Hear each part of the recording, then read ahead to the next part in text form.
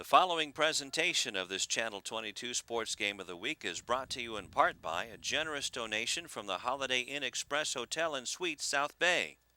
The Holiday Inn Express is partnering with Channel 22 Sports to help promote our young people in sports competition and academics so that everyone in our community wins. The Holiday Inn Express Hotel and Suites. Stay smart. The following presentation of this Channel 22 Sports Game of the Week is brought to you in part by a generous donation from the South Bay Workforce Investment Board.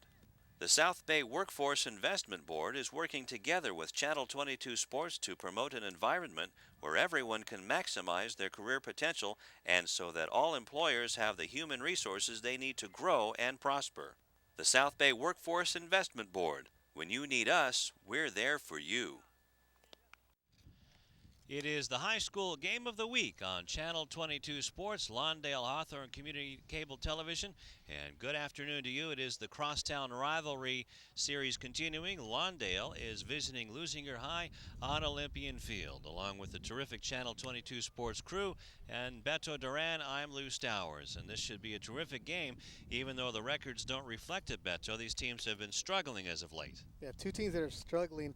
Lawndale opened up the season on hot fire, 2-0. Since then, they've lost 5 in a row, taking on tough teams like Peninsula, Hawthorne, which they lost to 8-7, and Lakewood on Saturday, where they got drubbed 10-0 in a mercy run game. Leuzinger, on the other hand, they're 3-4 on the season, having beaten Cathedral, Linwood, and last week split with Morningside. They're both teams looking to get back on the winning track. Just about ready to get underway, and the starting lineup for the Lawndale Cardinals will be Jose Almanza leading it off, followed by Jose Lamas, then Mike Jenks, Rico Garrett, Aaron Savoya. Juan Mendez actually will be designated hit forward today by Bobby Mercado.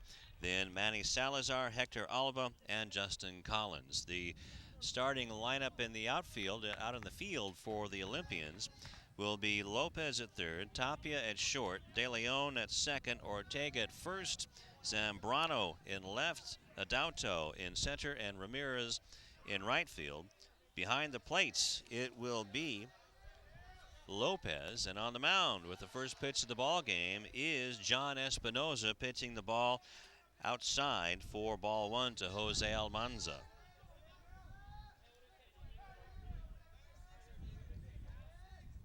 Espinoza is a left-hander, pitches a strike. So what do you know about John Espinoza? Well, he's going to be a crafty left-hander, throws a fastball curve, and told me earlier he's working on a split finger pitch that doesn't quite have too much command of. As a fly ball is hit into left field, and it will fall in for a base hit to lead off the game. Jose Almanza continues his hot hitting as boy, did he light things up against Hawthorne. Oh, he was all over the field, Almanza, with a grand slam in the last inning. Brought the score to 8-7. Big-time play for big-time player, Almanza. As the Cardinals just want to look to get some confidence. Kevin May was talking to us before the game, saying that that's all this team needs. They have the talent to put some wins on the board. They just need the confidence. As the third baseman, Jose Lamas, looks at a ball in the dirt for ball one. So over at first base is Almanza, being held on by Ortega. This is the second start of the season for Espinoza. One other start, had a no decision with 5 innings pitched. Fastball, a little bit up, but he just couldn't hold up on it. That was a big, spicy meatball, and swings and misses, can't find it. Lamas hitting 143. Doesn't have an RBI yet. Actually, check that. He's got 3 RBIs, but he's struck out 5 times. Count is 1-1.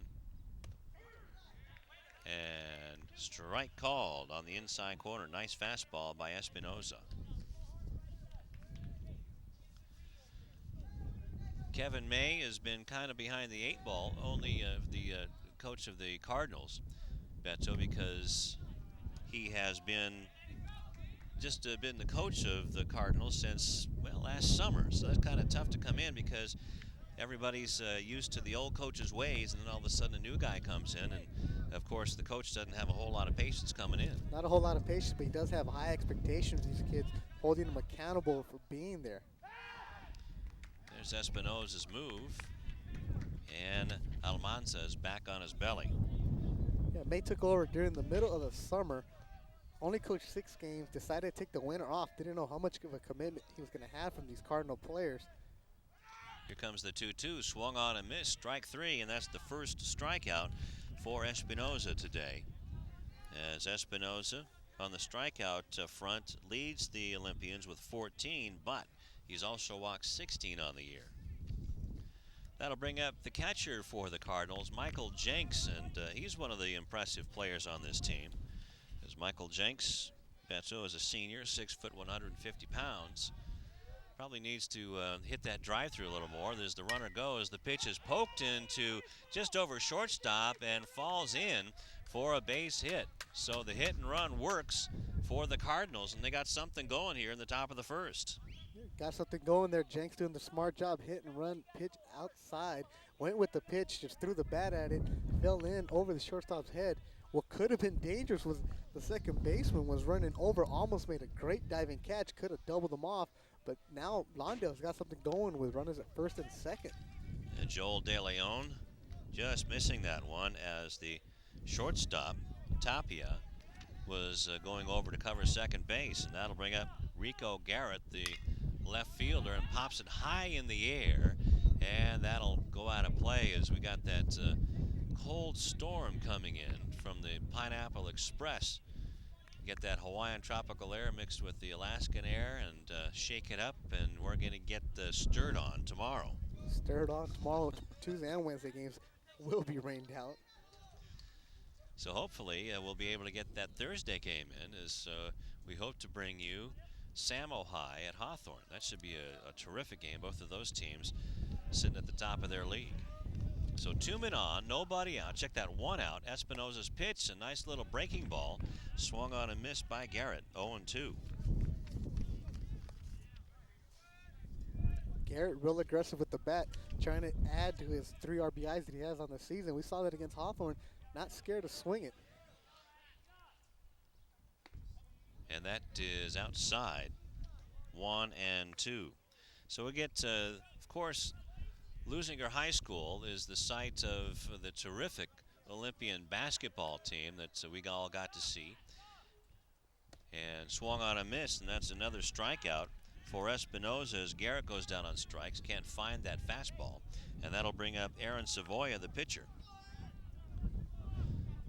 So Russell Westbrook has been thinking about going to UCLA. We've seen a couple assistant coaches at the Bruins game, even Coach Howland himself, as I feel a raindrop right now, was at a couple of the Leuzinger games. This one's fouled off. Good thing I moved my car back a few extra feet. I think I'm going to move mine right now. There you go. Yeah, Russell Westbrook, what a show he put on. All area, all everything, all you name it, Westbrook is. And he has a choice of colleges right now. And with UCLA in the Final Four, that looks enticing. Exactly. And he kind of plays the way Ben Howland likes players to play, with no prisoners, as that one's up and away. 1-1. Russell scored 15 points for the Red as the Blue won in the SBAC All-Star game at West High School. Blue won that one 91-89 on a final shot, and there's a strike called to Savoya, 1-2. And another old friend, Cougar Josh Jordan from Hawthorne, had 16 points in that game for the winning Blue team. Espinoza trying to get out of this mess. 2 on, and there's a line drive into center field, and that is going to be caught for the 3rd out. So Savoya gave it a ride, but coming over to get it was Adauto, and James, with a little basket catch, puts it away. So there, as you see, Adauto coming in. The Cardinals don't get anything off of John Espinoza, so they have no score, and the Olympians coming into the bottom of the first looking to get something going against Aaron Savoya and the Cardinals on Channel 22 Sports.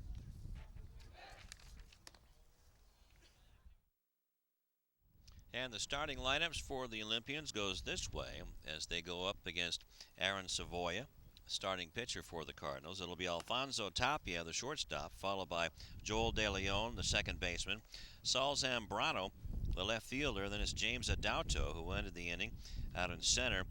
Jesus Lopez, the catcher, then Edgar Lopez, the third baseman, followed by Salvador Ramirez, then Pierre Ortega, and the pitcher John Espinosa.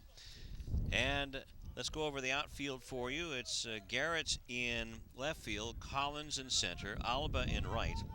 And the infield, third base to first base, is Lamas, Mendez, Almanza, and Salazar. Michael Jenks is behind the plate, and on the mound, it's Aaron Savoya, Beto. Savoya, the junior, 5'10", 200 pounds. First pitch to Tapia is swung on and fouled back. Tapia hitting .407, and this is a terrific hitting team, Beto, as they have 54 hits in 212 at-bats for a .255 average as a team, but they've only scored 21 runs in 7 games, and that's not going to get it done at this level unless you have some excellent pitching up and down the line. Savoya's going to try to keep these Olympians off balance. He's 1-1 on the season, has a complete game shutout against Inglewood, first game of the year, 10 Ks on the season, and an ERA of 1.16. Here comes the 1-0-1, and that's swung on, and actually the 1-1 swung on and fouled back. So that's 1-2.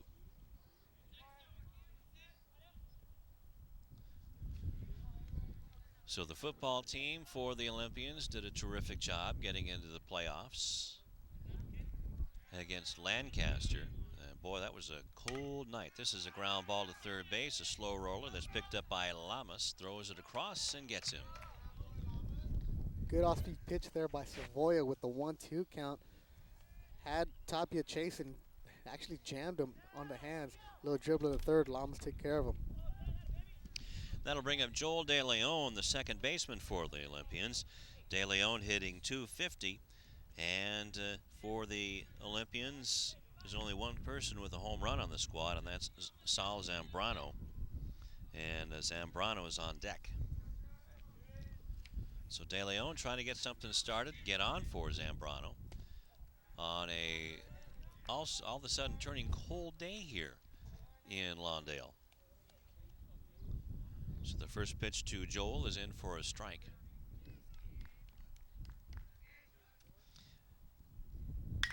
This one's hit high in the air to center field. Collins getting under it and puts it away. So that's 2 down. This Leuzinger team coming out swinging, real aggressive on the bat. Savoya's only thrown 6 pitches and gotten 2 outs. Not bad ratio there. De Leon just got into one, just hung up in the air. Collins making the nice routine catch. Well, the wind is blowing from the beach across inland, so it's blowing from first base out to the left field wall. And that'll bring in Sal Zambrano. Maybe trying to give it a ride. Earlier, the wind was blowing in towards home plate. There's a fastball right in there. Zambrano batting .240. Like we said before, has the only home run for the Olympians so far in this early season. Zambrano looks like a third baseman. Bounces it towards the hole and knocked out of the glove by Mendez, and he just has to eat it. And that's a tough call there. But what is it, an infield hit, or are we going to give him an error? It's an infield hit. Even if Mendez gets to the ball, he still has to make a great play, plant the foot, go and get it deep in the 5-6 hole. He's going to have no chance against Zambrano. Okay. I was going to say that it was an infield hit, but I just threw you under the bus, Beto. Hey, throw me under. I'm going to climb back out, Lou. Aaron Savoya. 1-1 now has a base runner on and Sal Zambrano, and that brings up James Adauto, who hits it straight up in the air. Coming in for it is the second baseman, Almanza, and he puts it away. And down go the Olympians in the first inning. So a pop-up to the second baseman, and no runs on no hits. Check that one hit, a man left. We go into the second inning. No score between the Cardinals and the Olympians on Channel 22 Sports. No score, top of the second inning. We didn't introduce our umpires yet, Petzo. Shame on us. Behind the plate is Tom and Ranahan and Arthur Jones on the bases. It'll be Bobby Mercado, the designated hitter, followed by Manny Salazar and Hector Alba to face John Espinosa in his second inning of work with 2 strikeouts already, Beto. First one's in for a strike. Oh, Bobby Mercado, though, he's only a sophomore, but he's 5'11", 240. Comes out here swinging as the DH today. Swing and miss again. That was up and in. Coming in, Aaron Savoya, Beto, has 13 strikeouts already this season in his 3 starts and has another one, and that is 16. 3 already today. So we saw a terrific pitching performance. John Riley and Juan Mendez, who's going to be on the bench today. And here's how tough Coach Kevin May is of the Cardinals. Here Mendez is, what is he, all 5'6" of him, soaking wet, maybe 140 pounds. Standing on a box, maybe. That's right, with a weight belt on. And he says, I'm really disappointed in the way he's hitting. I said, come on, let him grow some hair first. But he's still out there playing. That's all that Mendez wants. You know, he's probably eating at him. He's not hitting, but he's going to play some good defense for him. Oh, yeah. Plus, he's not afraid. He poked the ball the other way a few times and helped the comeback cause against Hawthorne. Well, you know, Mendez, he's only a freshman. He's batting .063. Maybe a day off from hitting to get his mind off of that. Just play some defense. Still getting adjusted to the high school game. He's only a freshman. Next one in is a ball now to Manny Salazar, the first baseman. Line drive down the line, and it is foul. That was close. Coaching down at first base is checked at third base is Kevin May, and at first base is Jeff Blackwell. Yeah, that was a hanging curveball that Salazar just turned on a little bit too far out ahead. Sits back a little bit longer. He's going to poke that down the line for a double.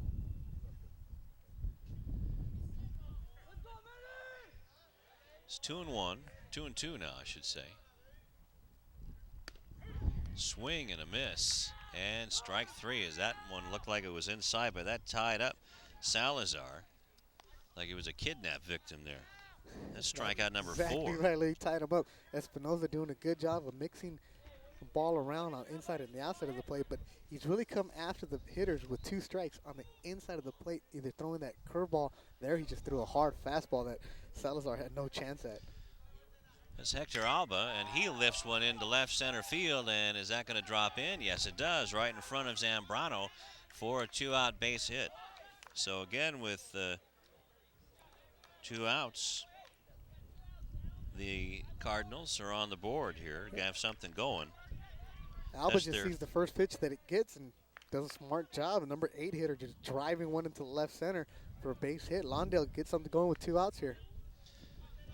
That's something that didn't happen the last time we saw these guys. Justin Collins at the bottom of the order looks at a ball.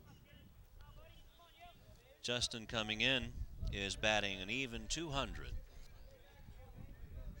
Playing center field today. Boy, he can go and get him as he grounds this one right at the second baseman, Joel De Leon, and goes the easy way to Tapia for the force out at second base. So nothing doing for the Cardinals in their half of the second inning. No runs on a hit, a man left. We go into the bottom of the second. No score. Cardinals and Olympians coming up on Channel 22 Sports.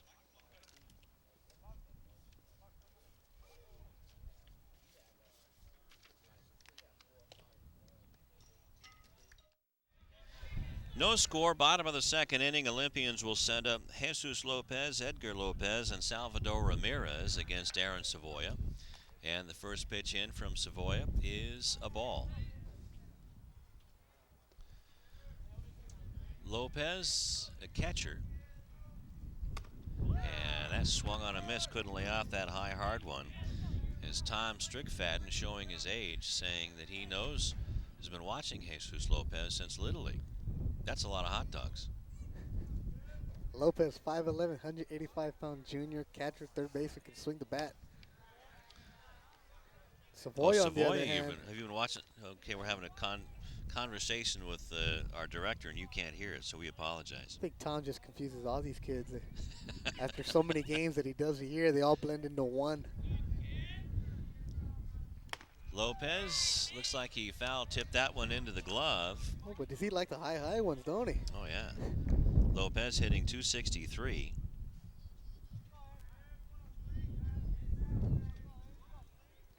Now it's 2-2 to the leadoff man here in the bottom of the second inning as it's getting darker outside, not because of the sun. Waved out a miss, and Savoia made him look ugly on that one.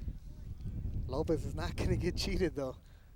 That's Three true. good, hard swings. The Savoia did the smart thing, go right back at him.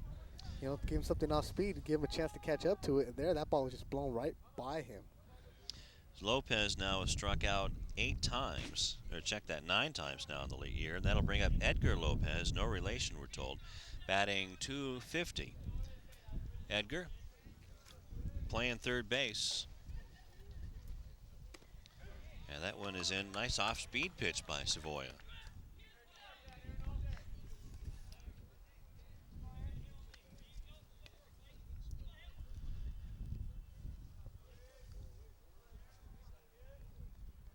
Here comes Savoia's pitch.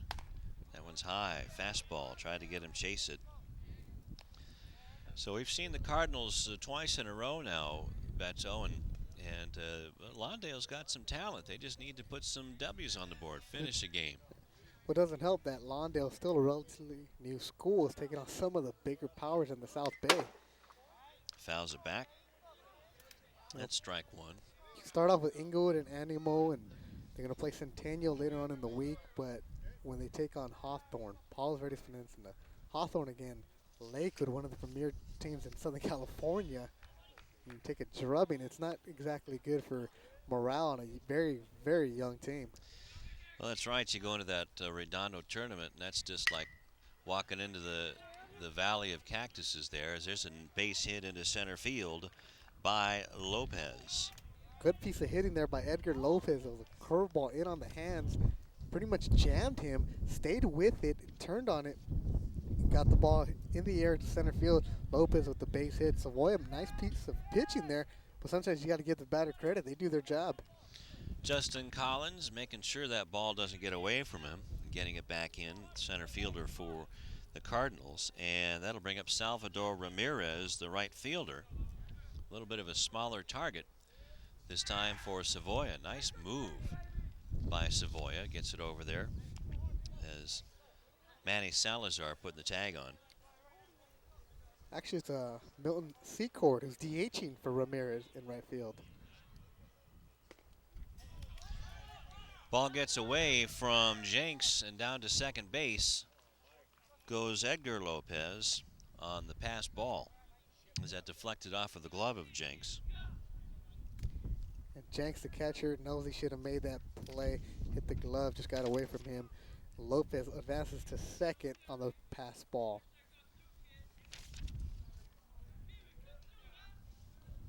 Very rare for Jenks. It doesn't make too many mistakes behind the dish. He calls a good game, keeps his pitchers composed, knows what the counts are, knows what's going on at all times. What real heady player. They're just not able to close the glove. So here comes the pitch to Secord. Swung on and missed. Strike two. 1-2 now. To Milton Secord. Secord batting .375, so you can see why he's being the DH right now. Trying to move the runner along. Has an opportunity to get the first RBI of the game. Did he go around? Yes, he did, says the home plate umpire. That makes it 2-2.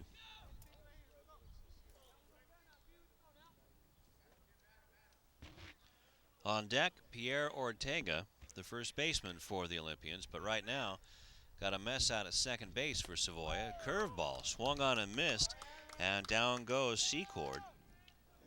And that is strikeout number 2 for Savoia. It was a nice bender by Savoia, over the top bender that just ties up Secord. Really had no chance at that curveball that just for the second strikeout of the inning for Savoia. Ortega, a very imposing figure at the plate, swings and misses at the fastball. Well, you know where he was going to go with that Taking one. his hacks, he's trying to take advantage of that wind. Pierre hitting just 100, has 1 hit and 10 at bats, but does have a sacrifice fly. Looking to get at least a base hit to get the runner home. That's Edgar Lopez out at second base. And that one is outside, so maybe Savoya paying a little bit too much attention out there to Edgar Lopez with 2 down. There you saw Jenks, the catcher for Lawndale, go down into the dirt, block a ball, keep the runner at second, not letting him advance to third. Pitch is hit high in the air to right field, and that's just outside the infield, and it's put away by Almanza. So Jose puts it away and also puts away the Olympians in the second inning with a pop out to second base. So no runs on a hit, a man left for the Olympians who go to the third inning.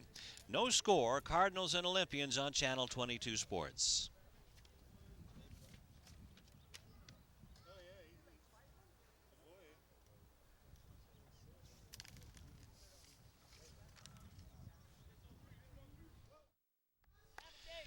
It will be the top of the order for the Cardinals against John Espinoza. It'll be Jose Almanza, Jose Lamas, and Mike Jenks.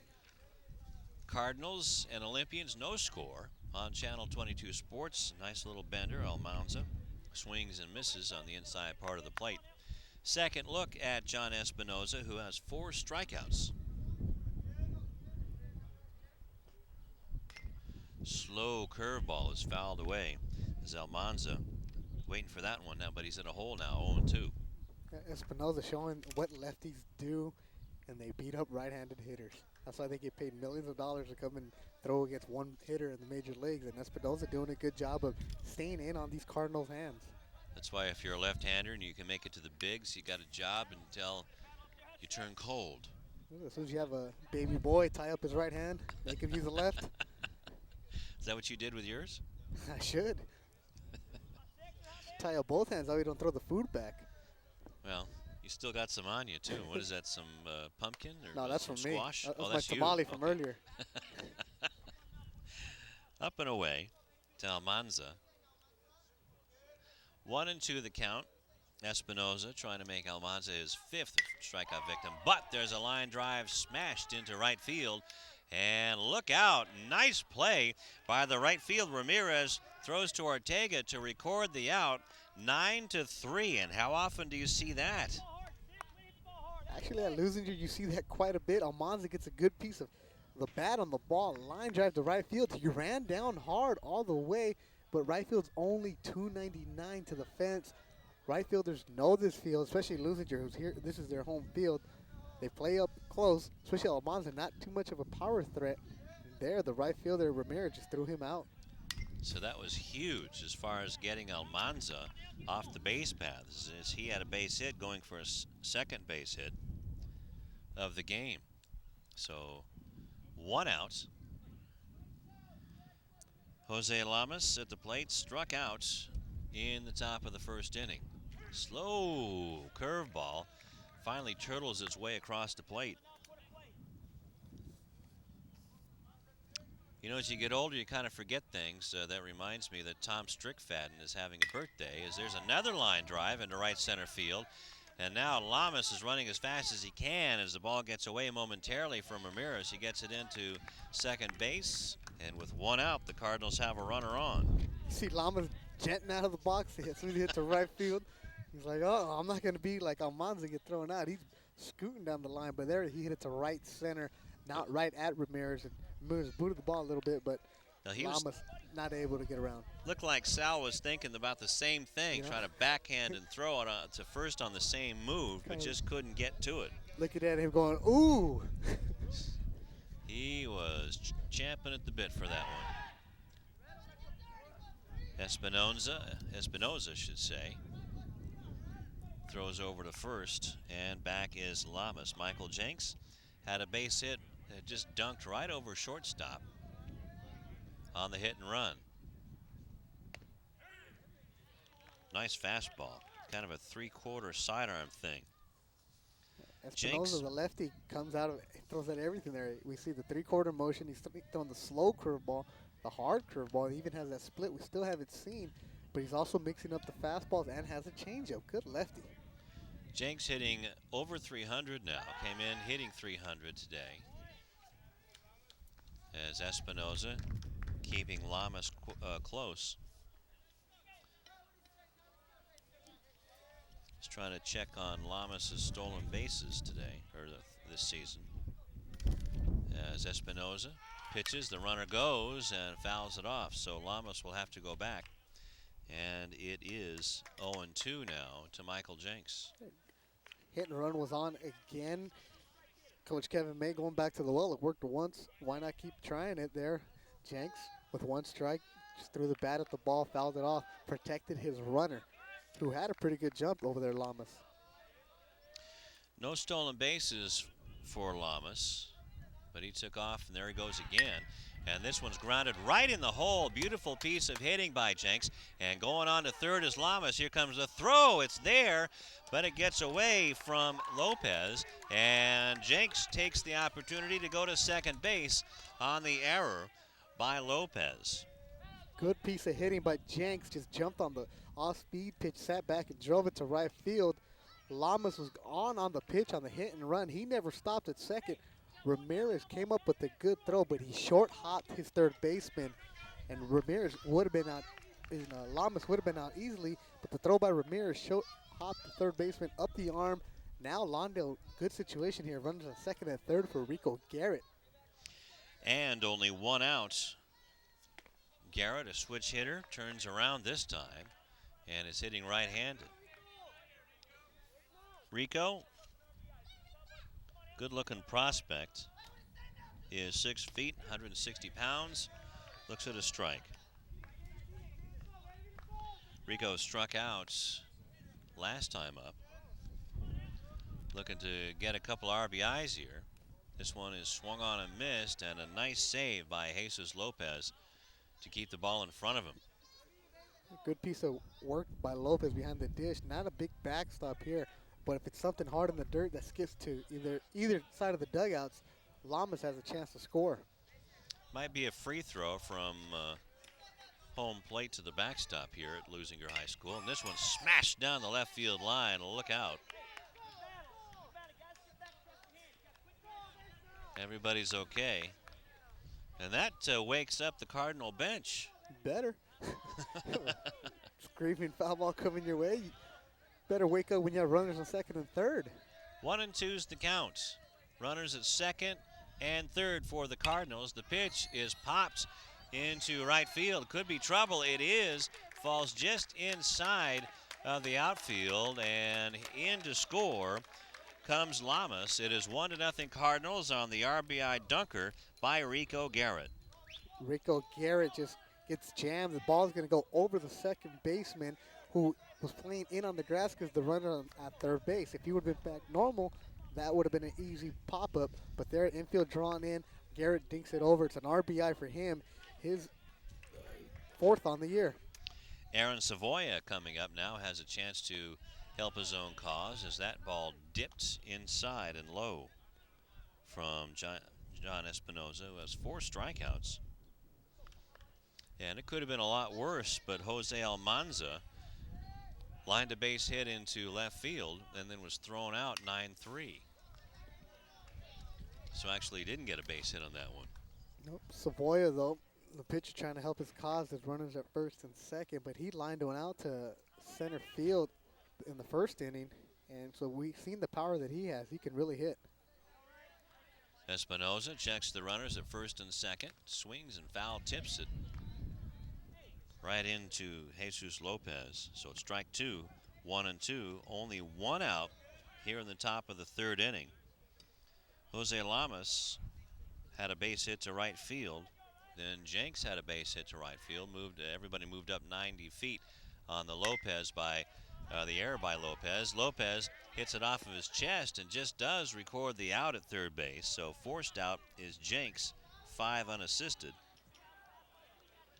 And Rico Garrett moves up, and Savoya is on at first on the fielder's choice. Savoya chops it to the third, takes it off the chest, but the important part there was the catcher, Jesus Lopez, was yelling, tag 3, tag 3, tag 3, repeatedly, letting the third baseman know that, hey, that's the only play we have. Knock it down, just tag the base, or we're going to get an out. 2 outs here. Here comes DH Bobby Mercado. Mercado struck out in the first inning. Espinoza's first pitch is on the inside corner for a strike.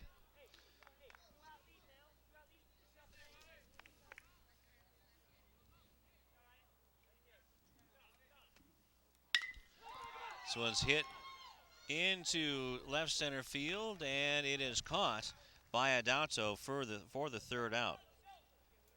So in the third inning, we had a run score on a couple of hits, on 3 hits, and 3 men left. Check that, 2 men left.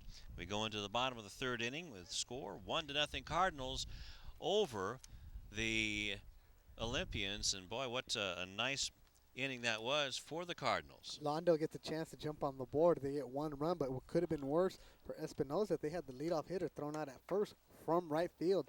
Lawndale 1-0. And we'll be right back on Channel 22.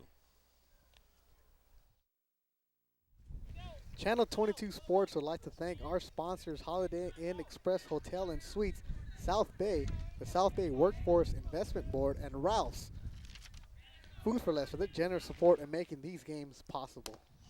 John Espinoza looks at a ball low from Aaron Savoya. It'll be the bottom of the order, John Espinoza, then the top of the order, Tapia and De Leon. For Leuzinger, trying to get one back against the Cardinals, who scored the opening run, or the opening score here. And that's a high, hard one, swung on and missed.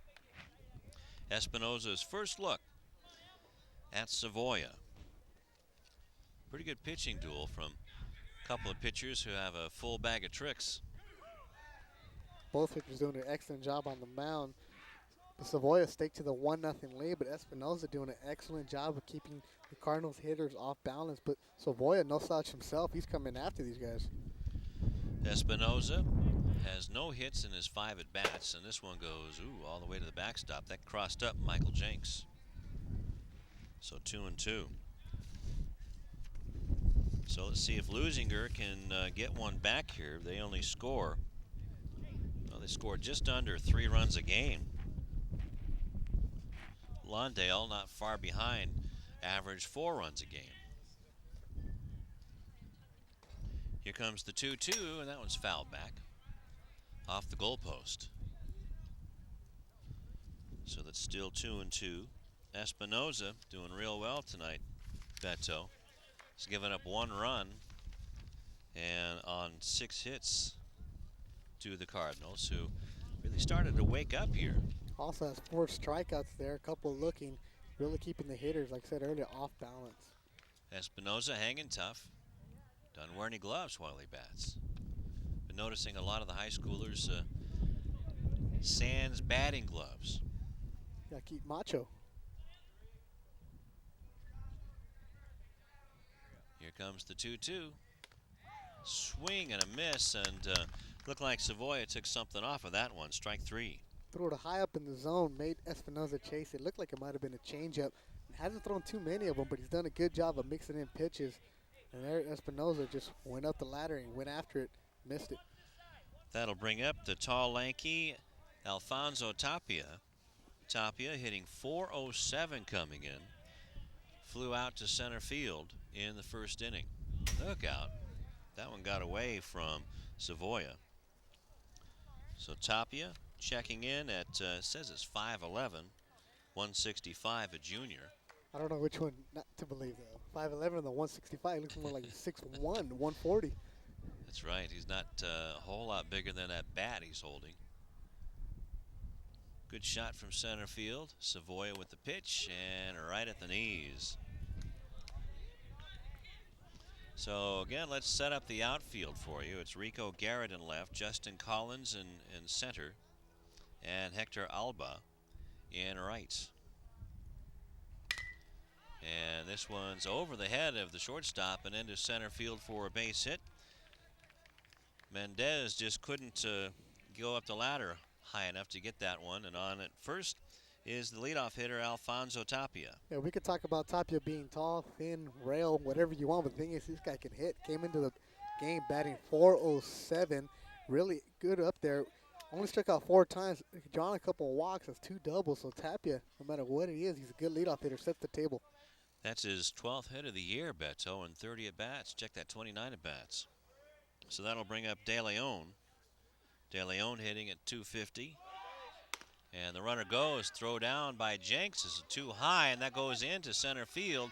And here comes Tapia down to third, and he'll make it all the way on the throwing error by Michael Jenks.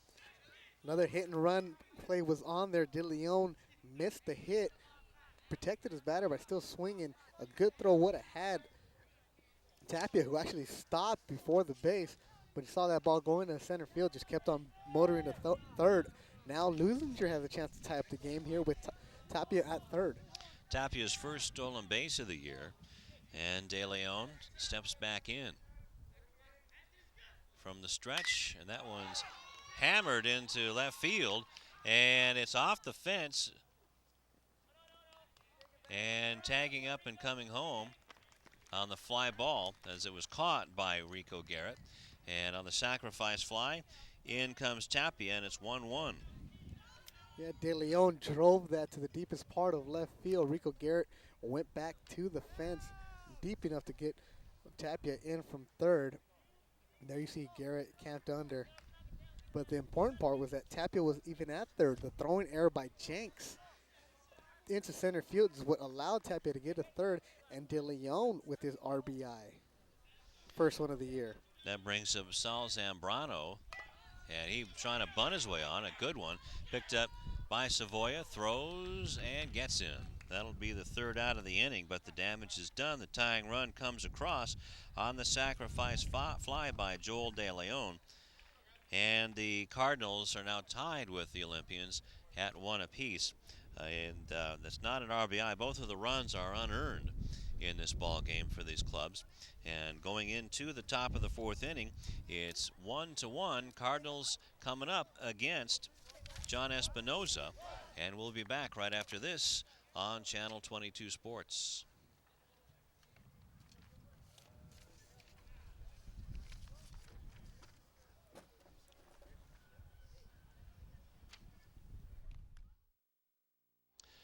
Back at Olympian Field, along with a terrific crew led by birthday boy Tom Strickfaden and Beto Duran. I'm Lou Stowers at Olympian Field. Another bunt try by Manny Salazar leading things off. Espinoza slings and throws him out. Score is 1-1. Lawndale trying to snap a 5-game losing streak, Beto, and Salazar laid down a nice bunt try. Nice bunt, but even nicer play by Espinoza. The pitcher jumped off the mound, had to turn his body completely around, being a lefty, and gets Salazar at first for the first out. I think that throw is easier for a lefty as now Hector Alba comes up, swings and misses, trying to be Casey at the bat and get another run back, get that run back. Swings and misses, strike one.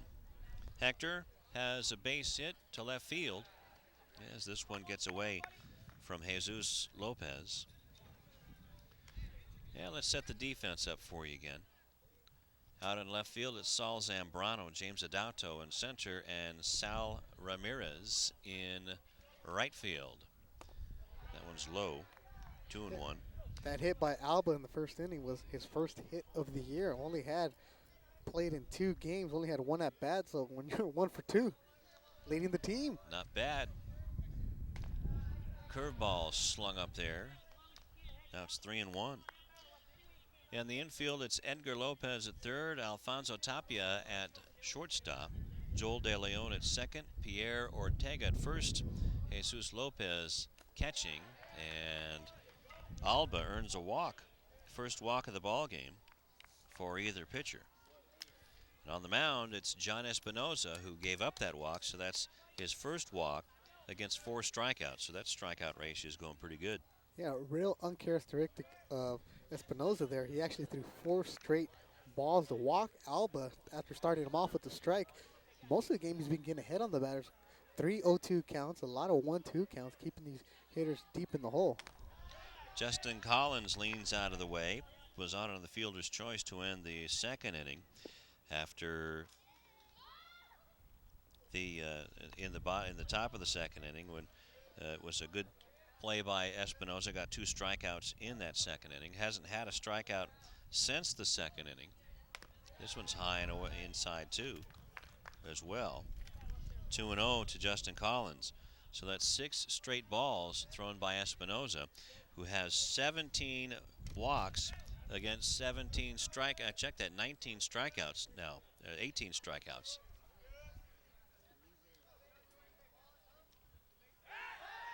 And that's on the year, and look out. Ortega had to snag that ball as Hector Alba.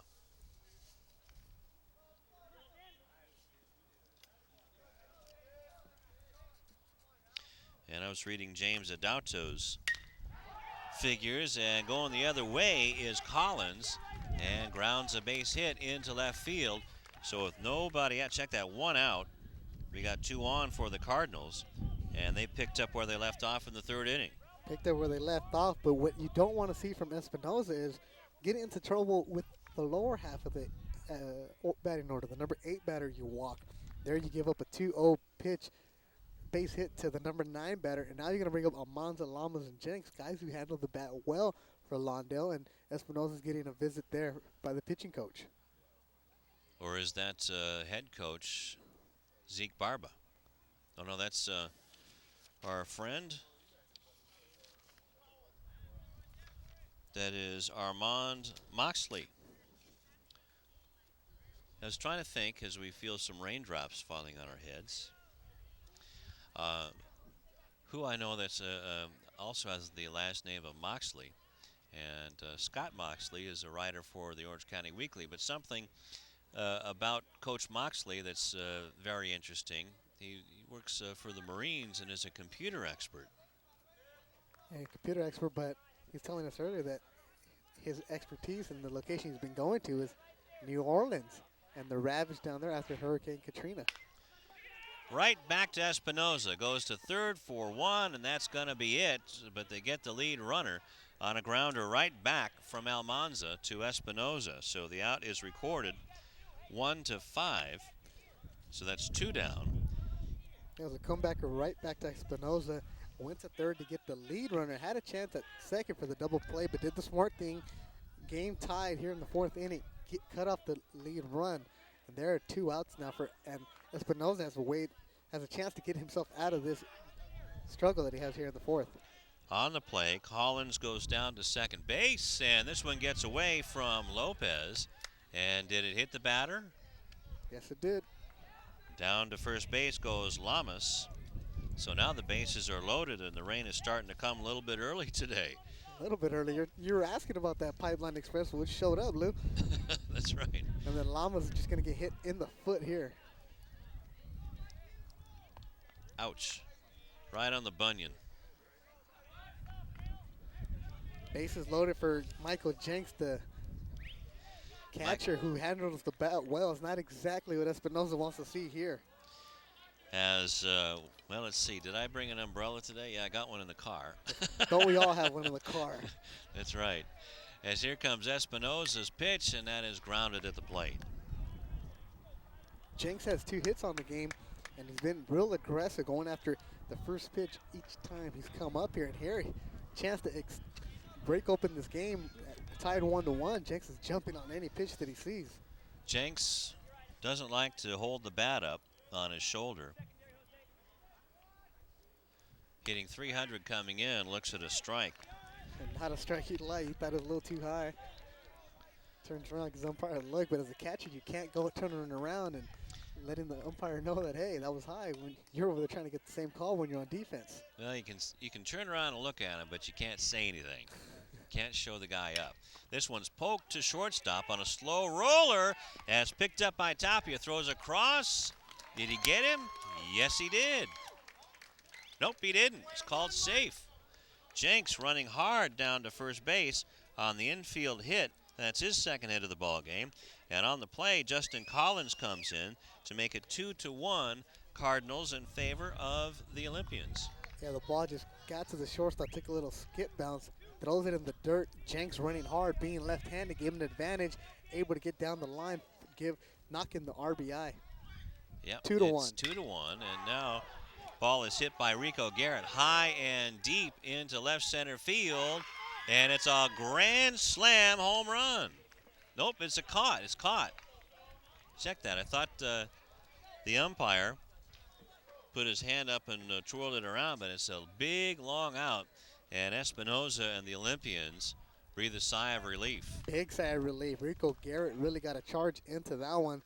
Left fielder went all the way to the fence to take that away. Rico Garrett thought he had a grand slam, just like we all did, but deep in left center, not too much, a little too high.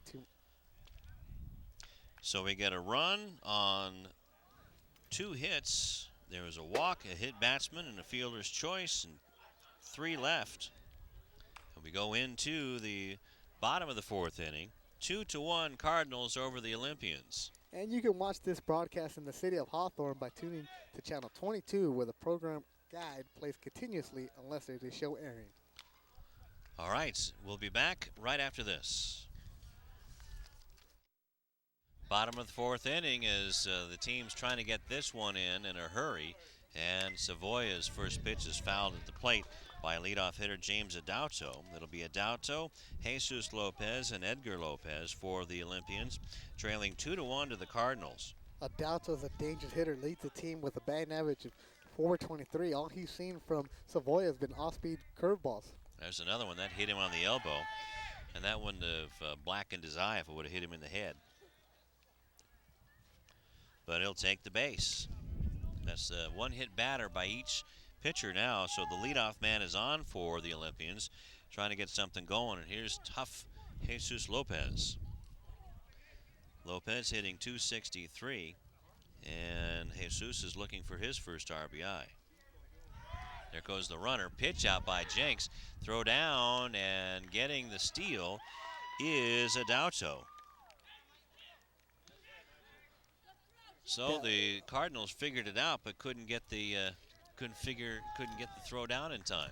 Yeah, Adauto's a real gamer. Gets hit there. He's like, hey, come on now. I'm the tying run. Thanks for giving us a gift. I'm going to take second on you, especially since Savoya hasn't really shown that much of a move to first. Well, they know that Adauto has now 4 steals out of 5 tries. So Lopez still at the plate with nobody out, and a man at second in scoring position could tie this game up.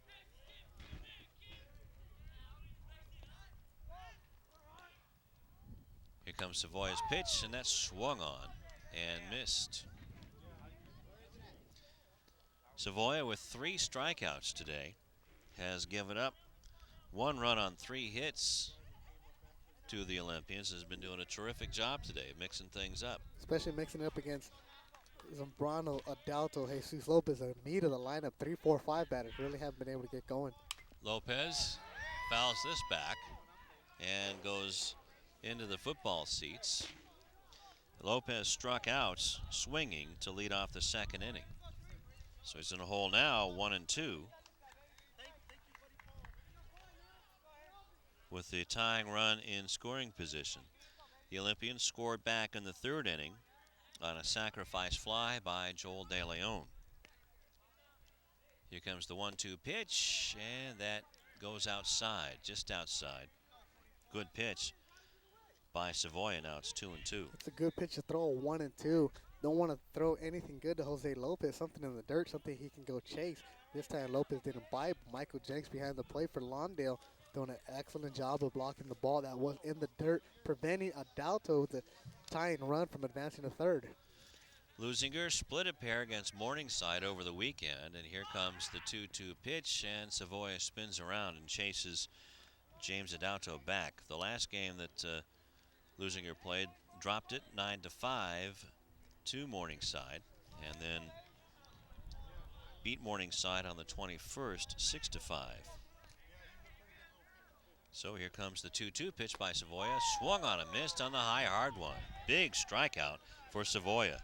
Second time Savoya gets Jesus Lopez, and each time has been with a high hard one, something that Lopez likes. We talked about earlier, and Savoya doing the smart thing. Hey, if he likes him, he's not going to hit him. Keep going after it. Hey, if you get burned once, but if you got 2 strikeouts, looks even better. That brings up Edgar Lopez, who does have a base hit and ended up at second base on the pass ball. And that was in the 2nd inning. So the runner out at second base, James Adauto, waiting to come home to tie the ball game up. It's 2-1 Cardinals, and this one's high. So Edgar Lopez came in the game hitting .250, has 2 RBI, but also has struck out 8 times. Adauto's getting a really big secondary lead over at second. See if he might be going. Juan Mendez trying to bird dog him. That's foul tipped into Jenks' glove, and it's 1-1. And Savoia is really hanging tough here, almost as tough as the UCLA basketball defense. That's one way to put it. Boy, they just kind of hang on your neck and don't let go until the game's over. Kind of like this Lawndale team. They give everybody a battle and don't go. Nice pitch. That's a strike at the knees, just above the knees. And it's 1-2, so advantage Savoia with one down and a runner at first. Adauto is hit by the pitch. Taking one for the team, trying to get back in this ball game. Down by a run. Here comes the pitch to Lopez, and that bounces off the equipment of Jenks. And down to third base goes Adauto on the wild pitch. That was just a nasty curveball that Savoia threw in the dirt. Jenks did his best to try to block it, but it went off his shin guard, bounced high up over the fence, almost hitting Eric, our cameraman. He's need to watch out back there. Eric didn't move. It's Eric. okay. He's like a robot back there. He's like one of those, what are those, a transformer? Well, Eric's those legs you see from the center field cam, those sexy legs, those right there, those two right there. See, Lou, those There they are. those chicken bird legs. That's right, hot wings. Swung on a miss, strike three. 2 strikeouts for Savoia. That's 5 on the day. But the guy at third base is there by a hit batter, stolen base, and a wild pitch. Savoy is hanging in here, and he knows now that with Adauto at third, he can't get away with throwing pitches in the dirt that Jenks can't block, because that might allow the tying run to come in. And here, Sikoro, the DH, has a job to do. Secord struck out back in the second inning. Takes the first pitch, and there you see the runner at third base, Adauto. Secord just trying to make contact, one of the better hitters on the Olympian. Swings and misses.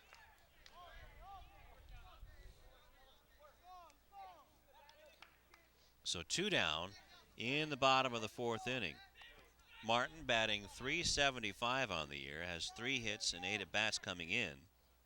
Looking for his first RBI, swings and misses, strike 2. Yeah, 1 and 2. Nothing fancy about what Savoy is doing. Here's the fastball, try to hit it. That's right. Secord, 5'7", 165-pound junior, is an infielder. Designated hitting today for Coach Barba. Here comes the pitch. Strike 3 called. Savoia gets out of the inning after hitting the leadoff batter.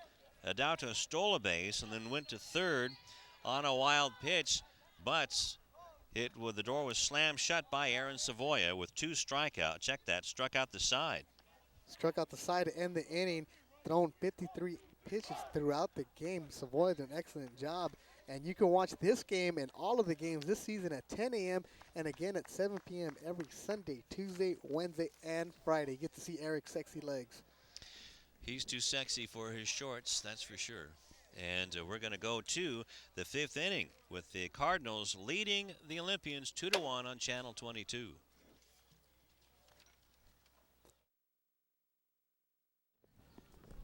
So we have some changes, Beto, as the Cardinals lead the Olympians 2-1 in the 5th inning. It looks like Alfonso Tapia is now pitching, the right-hander. So he said he's a tall and lanky kid, so yep, he can throw the ball. And moving from left field into shortstop is Sal Zambrano. And out into left field for the first time is number 10, Michael Miguri, 5'7", 155-pound sophomore. Yeah, Tapia comes in to the mound. He's only pitched 1 inning this season, faced 5 batters, more relief role, has 2 strikeouts, 1 walk, and has given up 2 hits, no ERA. So Espinoza as the first pitch from Tapia to Aaron Savoia, the opposing pitcher, and that one goes way wide. Wide left. John Espinoza did a good job for Leuzinger through 65 pitches, Lou, really keeping the Olympians in this game. He goes out with the losing record right now, down 2-1. Swing and a miss. Good curveball by Tapia. So Espinosa, 4 runs. Check that. 2 runs on 8 hits through 4 innings. 4 strikeouts, a walk, a hit batsman. Tapia's fastball and keeping it down. That's swung on and fouled back. Tapia throws a pretty good, looks like a heavy fastball where he comes at you and good little speed there. He's got to have a good arm if he plays over at shortstop as well. Took a little off of that one. It's popped foul out of play down the left field line. Savoy shaking his head knowing that he got a hanger that he could have driven just too far out ahead of that. He could have sat back a little bit longer, driven that to left field. They said out ahead of it, fouled it off. Now, Savoya has a couple of doubles in his 8 hits on the year. Swings and misses at this one and strikes out as Lopez dropped it, but Tapia with his first strikeout to his first batter. So down goes Savoya to lead off the 5th inning, and it'll be Bobby Mercado, the designated hitter. Manny Salazar would be the 3rd batter of the inning. So the Cardinals doing pretty well, have 2 runs on 8 hits. So the Cardinals have woken up in spring here. So Tapia coming in and just throwing strikes, throwing heat. Gets the ball, throws the strikes, takes a sign from the catcher there. He starts off Mercado with an off-speed pitch, mixing it up well. This one off speed, still had some mustard on it, but it's up high. Mercado struck out and flew to center field. Here comes the 1-1, and that's popped up on the infield. Tapia says he has it. Look out, as Edgar Lopez almost blindsided him there. And it's a pop out to the pitcher, 2 down. That pitcher's got to get out of the way, let the infielders do their job. But, you know, you still got that shortstop mentality. There's a ball in the air. I'm going to go get it. That's it. Get out of here. That's it. You just hang out on the mound and let you guys take care of you. That'll bring up Manny Salazar, who is 0 for 2. Cardinals scored in the 1st inning on an RBI base hit by Rico Garrett to score Jose Lamas.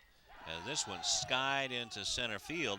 Adauto coming over and puts it away for the 3rd out. So good move by Barba, Coach Barba.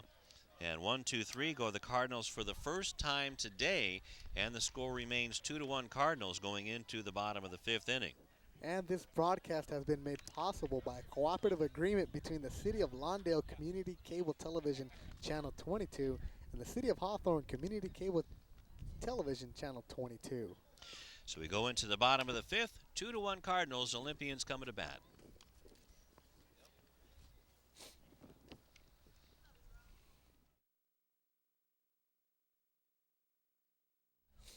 Well, this is a good day for a nice big bowl of Mamacita's pozole, I tell you. Some pozole, champurrado, Lou. I don't know about shampoo, but, you know. Atole, tamale. Come on, Lou, we're going to get you. All right, let's bring up Pierre Ortega as he swings and fouls the first pitch back. Then we have John Espinoza, the pitcher, who's just been absolutely terrific for the Cardinals. So there we see Aaron Savoya. Actually, let's see who comes in for Espinoza. Should be Michael Miguri coming in for him. But Aaron Savoya has been the man for the Cardinals on the mound. Through 4 innings, has given up 1 run on just 3 hits. Ortega, 0 for 1, popped out to the second baseman, Almanza. And that's been it. This is only the second at bat for Big Pierre. There's Aaron. Savoy, the junior, leading this team, and you know he's one of the juniors that leads this team. And bouncer to shortstop, Mendez. He has it eat him up and go over his head into center field for a base hit. So the leadoff man is on in Ortega, and let's see if they'll leave him out there and let him run for himself. And making his first plate appearance is Michael Miguri. yeah, Mendez did the smart thing initially, charged the ball hard, knowing that with Ortega, the runner, he's going to have some kind of time. But then halfway through charging, he just stopped, waited for the ball. That's when it ate him up and almost hit him in the face, went over his shoulder into left field for the air. McGurry coming in, only 1 hit in 10 at-bats. McGurry might be sacrificing here, get the runner over. And let's see. Going to swing away. Swinging at the fastball. 0-1.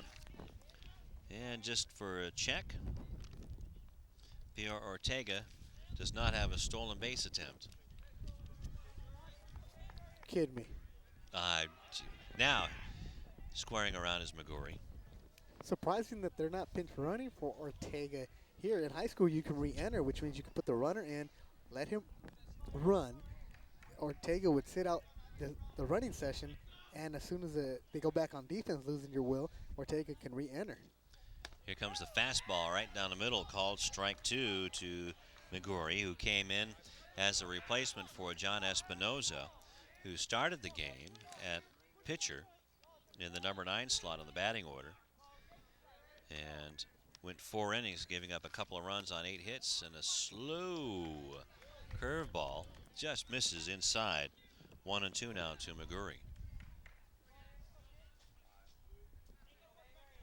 So Aaron Savoya in his 5th inning of work, giving up just 4 hits. And look out, Ortega just barely getting back in time.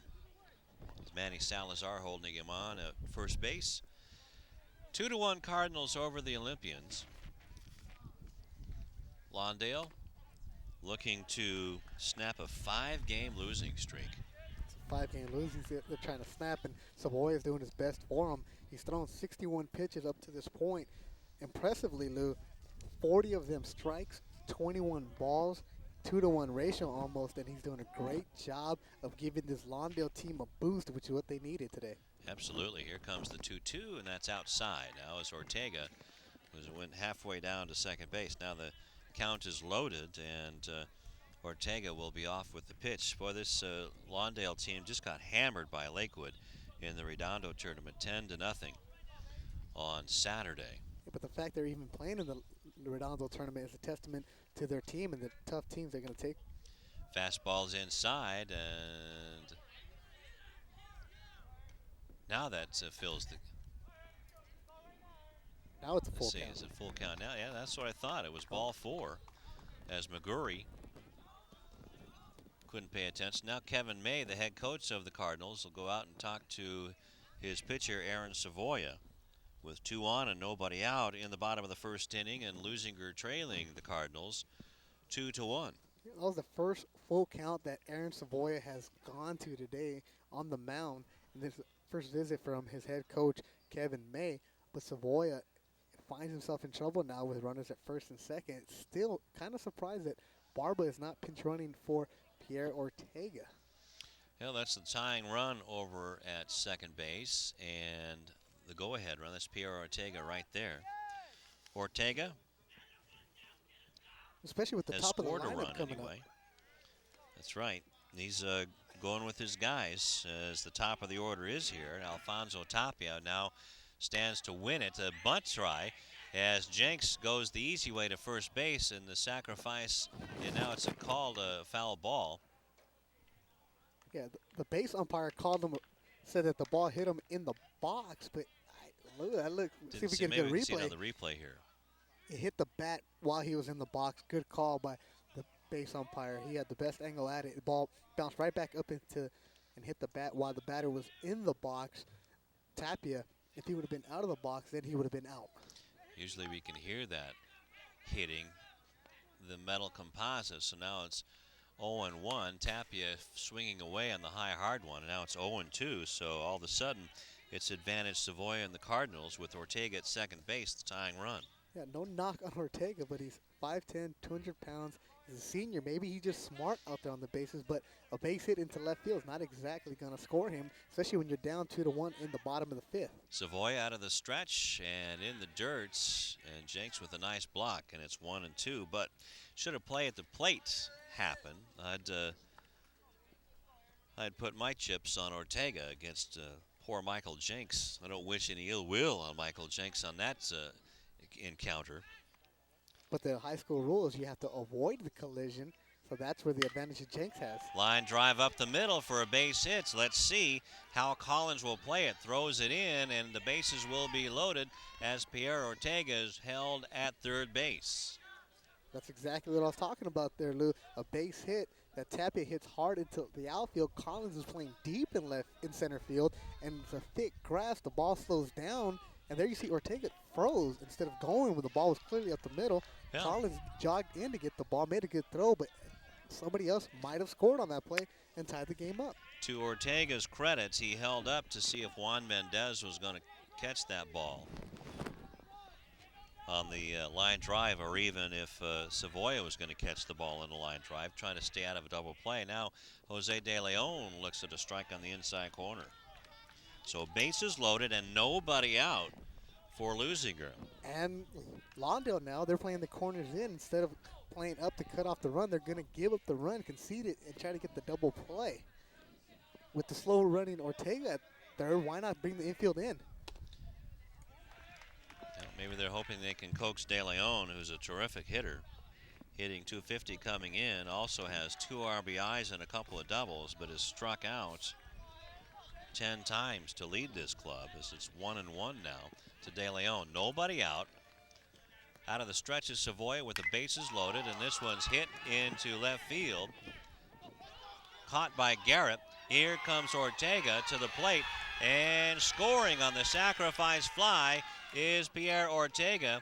And now they have a rundown situation. Is somebody over first base? They're just going to hang on to the ball, as Jose Almanza was waiting for the play. Actually, Manny Salazar was waiting, but Pierre Ortega scores easily on the sacrifice fly.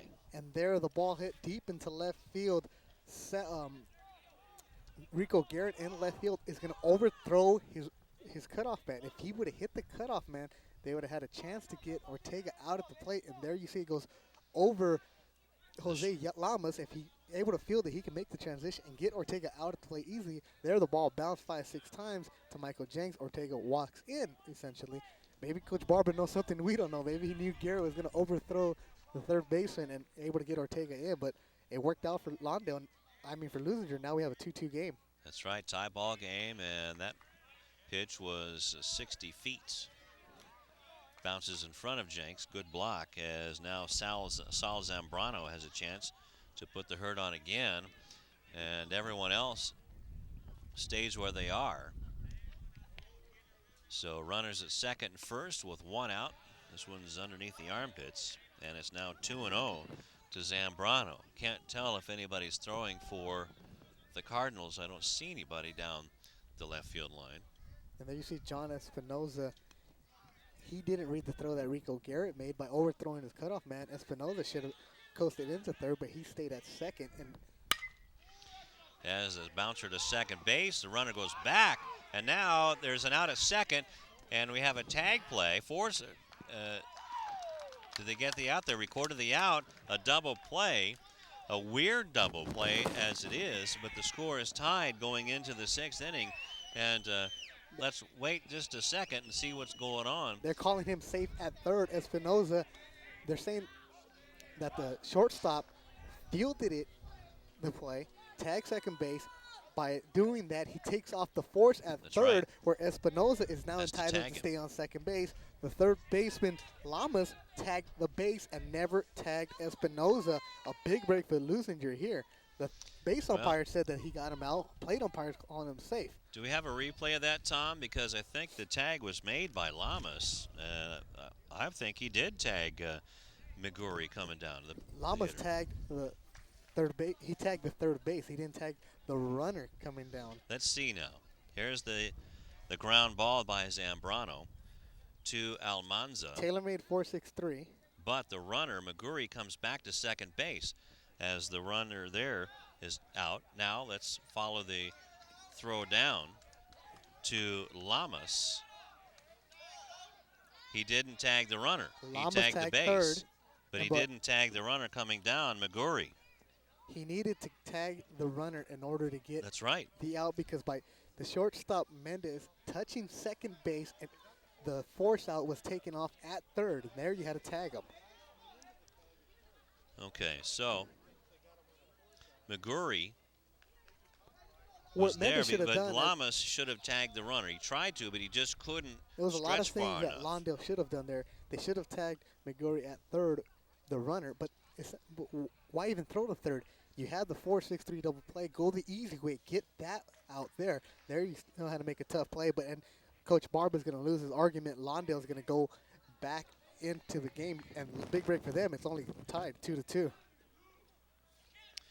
That's right. So it is an out. So why don't we? Well, let's take a timeout here. As boy, what a weird stretch of events that was. So We'll you go mark to that 4-6-5. Let's go to the bottom of this. Check that the sixth inning with the score tied at 2, and I'm trying to figure out where the heck we are. I know we're at Leuzinger High School, where the score is 2-2. Lawndale and Leuzinger on Channel 22.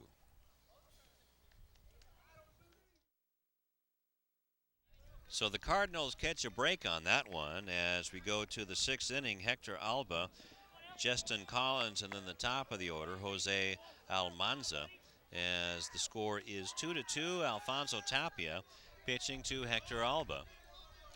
As the bottom of the fifth inning filled with a little bit of controversy, but that's what crosstown rivalries are all about. And Coach Zeke Barber for Lawndale, for Leuzinger, excuse me, had the right argument, just couldn't convince the umpire to overturn their call. Big break for Lawndale. See if they can take advantage of it here. Pitch is high now, 1-1 to Alba, who had a base hit, a walk, so he is 1 for 1 with a walk. His first look at Tapia, who came on in the fifth inning. Tapia came in firing in the fifth inning, threw 9 pitches, got 3 outs. Well, he's as John Espinozo did do a good job, giving up 2 runs on 8 hits, 4 strikeouts.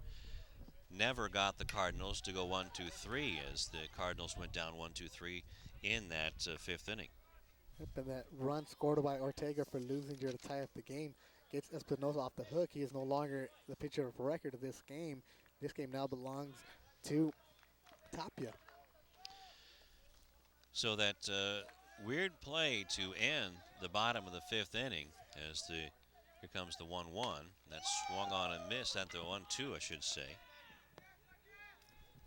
And strikeout number 2 for Tapia. Ground ball with 2 outs, actually with 1 out, went to the second baseman Almanza, stepped on the bag to force Tapia, who pitches to Collins, and a fastball blown right by him, 0-1. Collins is 1 for 2. Was on a fielder's choice in the second and a base hit and scored in the fourth inning. As he grounds it to first base, Ortega picks it up on a nice hop and beats Collins to the bag. 2 down. 3 unassisted. And then Tapia saw McGurry come right back at him and then go down to third base and thought that he had an easy out. Threw the ball down to Jose Lamas. McGurry slid in. The throw was wide of the third base bag. Lamas tagged the bag but didn't tag McGurry.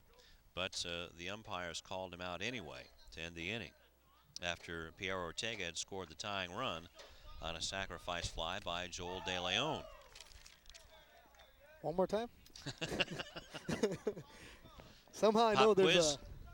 there's a 4-6-5 routine double play in there. That's right. Swing and a miss, 0-2 to Jose Almanza, who should have 2 hits, but he is 1 for 3. Did have a base hit, and now it's 1-2. Back in the third inning, but he was thrown out 9-3. A lot of weird outs today. 9-3, 4-6-5. That's right. Actually, that was 4-5, wasn't it? And another strikeout. Swung on a miss, and 1-2-3 go the Cardinals again. I guess we're going to have to straighten out that play in the fifth inning, and we will do that when we come back for the bottom of the sixth as Jose Tapia. What? It's 2-2. 2-2? 2-2. Yes, it is. Lawndale and Leuzinger. I'm still thinking about that play. It's right in the head. Okay, well, we're going to have a sip of water or something and come back for the bottom of the sixth on Channel 22. We'd like to thank the Lawndale City Council and the Hawthorne City Council for their continued support this year. And throughout the years, we've had opportunity to bring these games to you. We'll be back on Channel. The only thing that we're sure about is it's 2-2. And the only other thing we're sure about is Lawndale is playing Leuzinger. And one thing is for sure, Aaron Savoy is having a terrific outing. And the first pitch to James Adauto is a strike. It'll be Adauto, Lopez, and Lopez to face Aaron Savoya in his sixth inning of work. Bouncer in the hole between short and third, and Juan Mendez can't flag it down. And the leadoff man is on again for the Leuzinger Olympians. A base hit into left field as Adauto was hit by a pitch and was stranded at third in the fourth inning to lead off the fourth inning. In the fifth inning, it was Pierre Ortega who came around to score after leading off with a base hit. Yeah, Adauto's a dangerous hitter. You can't keep him quiet.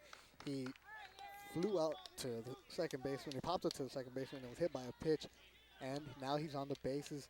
There's a go-ahead run and look for him to try to take advantage and swipe the bag. There he goes. A pitch out by Jenks again. Throw down, and that goes into center field after going off of Mendez's glove, and that throw was there. We'll have to give the error to Michael Jenks on that one. Twice, Lawndale makes the right call on Adauto. They do the pitch out. Jenks just can't make the throw down to second base. That one looked like a ricochet off Adauto, went into center field, and he's at third with no outs and the go-ahead run. Well, the ball, Mendez, the shortstop, and Adauto all got there in the same time, and now the count is 0-1 to Jesus Lopez, the catcher, and a good backhand stop by Michael Jenks. And now Jenks barking at Savoya and really kind of throws things out. Now Jenks, a veteran catcher, goes out to cool himself off and say, hey, I'm sorry about that one, kiddo. As Savoya and Jenks both juniors, and Jenks got crossed up on that one as they pat each other on the navel and say, okay. That's just the competitive nature that Jenks has. He's probably upset at himself for making that bad throw into center field. And there he gets crossed up by a nasty pitch in the dirt that got to sting a little bit part of the body. Like, come on, man, what are you doing here? Crossed him up. I might have called a fastball, and like that, and it's inside. Now 2-1. And don't know if Savoy is starting to run out of gas or not. This is his sixth inning. Has 6 strikeouts, a hit batsman, and a walk. He's given up 2 runs on 5 hits through 5 innings of work. At the knees, strike 2. The Olympian crowd thinks that might have been a little low. There you see the crowd getting a little wound up over here. Hey, why not? It's cold. You got to do something. It's the Olympians versus the Cardinals. 3-1 umpire has. 3-1. Okay, I'm 2-2. But if he says 3-1, then it's 3-1. You see Savoya, the pitch, strike. So now it's 3-2. Savoy doing a good job battling back to have him at 3-0 against a dangerous Jesus Lopez. Battle back to a full count. And he struck out Lopez twice, looking for the hat trick. Savoy's 3-2, and that is just inside. So now runners at the corners, nobody out. That's a second walk of the ball game, given up by Savoy, and Michael Jenks making sure everybody knows that there's nobody out, runners at the corners. Savoy, as much as we said he's done such a great job today, still going to get a little tired. Cold day. That was the 80th pitch of the game, and this early in the season, wow, that's a lot of pitches. Edgar Lopez now bounces it into the Cardinal dugout, 0-1. Lopez has a base hit and struck out in the fourth inning. So a wacky fifth inning. Saw Leuzinger score a run and then also had an opportunity to get some more, but some missed calls and some miscues, and it's tied up at 2. Fastball won't come down for Savoya. Now it's 1-1. As it's getting cold out here, and I'm sure the fingers are getting a little numb on Savoy. It's kind of hard to grip that ball right now, especially a wet ball, as the sprinkles are starting to come down on my lovely hair. The oil slick's gonna. Yeah, it's come all over. It's going to be worse than the Valdez. 2-1 is the count now. As now Savoy is laboring out there, pitching a lot of pitches. And nobody in the pen for Lawndale. They're gonna go with their horse that got him here, Savoya. So runners at the corners, nobody out. Lead run at third is James Adauto, and this one's way outside. Now it's 3-1. There's Kevin May now walking away, looking down at the dirt, trying to make a decision. Who can I bring in? Yeah, to his credit, though, Savoya's a gamer. He's going to be out there battling. Let him work his way out of this. Swing and a miss. 3-2 now. Edgar Lopez wanted to get a 3-run dinger on that one.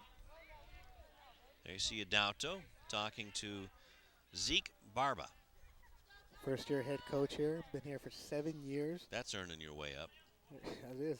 Assistant coach, JV coach. And he takes over his first year here. Doing a pretty good job with this Olympian team. You can see that they're really into the game. Really intense guy. Does a good job with this quad. Some terrific coaches here at Leuzinger. Mike Witten football, Reggie Morris at basketball, and Zeke Barba. They've all been here for quite a while. And Reggie all Morris, are local guys. Danny Breeze, Coach of the Year. And congratulations to Coach Morris. He's also going to be coaching the City Section and Southern Section All-Star Game, which, boy, that's going to be a terrific one on April 8th. Here comes the 3-2, and that is fouled at the plate. Interesting that Jesus Lopez at first hasn't even made an attempt to steal here. We see that Jenks is the 2 steal attempts by Adauto. He's thrown them both into center field. Put pressure on him with Adauto at third. You don't know what he's going to do. They might just squeeze the ball, bite it, and let Lopez walk into second. You don't want to throw one into center field and throw them a run. That's right, especially with Adauto over at third base, and now the bases are loaded with nobody out. 2 walks in a row, a lot of pitches. That was 7 pitches to Edgar Lopez. So that's 3 walks, 2 of them in a row. Now Barba. You have a new batter here, Alvaro Robles. Alvaro Robles. He will be pinch hitting for Secord, Martin Secord. And Robles only has 1 at-bat on the season. He's a freshman. 5'7", 155 pounds. What a way to get your second at-bat of your high school career with the bases loaded against a rival school in the bottom of the 6th on a cold, cold day. Yeah, welcome, kid. You'll tell your kids about that one. Look at that. No gloves on. You know no what? sleeves. Never know. A squeeze might be on with it. Look at the eyes there. He's confident. This would be terrific for the Olympians and devastating for the Cardinals should something happen here. Savoya in a mess, nobody out, bases loaded, and look out. That ball comes right back to Jenks faster than it came to him. If that doesn't wake up Robles. Good morning. Welcome to the varsity. I mean, he's been sitting on the bench for 6 innings with right. your jacket on. Now you got to come off with no sleeves. I think some hair just grew on his arms. And a ball whizzed above your head. So I believe that was a ball. No. Fastball. That's high, 2-0. So way too many balls thrown this inning by Aaron Savoya, laboring in his 6th inning of work. Has just done a terrific job up to this point. 2 runs on 5 hits, 6 hits now. Runner third Adauto led off with the base hit to center field, and that's 3 straight balls to a freshman, Alvaro Robles. The 90th pitch of the game for Savoya, but most importantly, the 20th this inning. Wow. And no outs. So nobody out, bases jam-packed with Olympians, want to do the relay right now. Here comes the 3-0 pitch to Robles, and a strike right down the middle. What if Right that freshman down would have El just Segundo. swung through the 3-0 take? Barba would have had something to say for the next 4 years. Well, it depends on where it would have landed. Here's the 3-1. Let's see if he's got the green light here with nobody out and bases loaded in the dirt. And a run comes in. So an RBI for Robles on the bases on balls. And still nobody out for 3 straight walks for Savoia. And now out comes Kevin May, and he may bring in somebody. Will he bring in Mendez from shortstop? Savoya's asking for the ball. May's giving him a good, looks like a very stern piece of advice. And he's going to leave him out there. Savoya's going to have it. It's his game. Down one. Let him.